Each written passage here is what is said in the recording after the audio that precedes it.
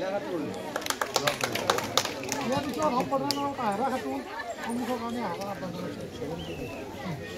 ইয়াৰ পিছত থাকিব ৰেণু বিবি তাৰপিছত থাকিব হামেদা বিবি ৰুমিয়া বিবি আহক আহক একফালৰ পৰা চব আহি যাওক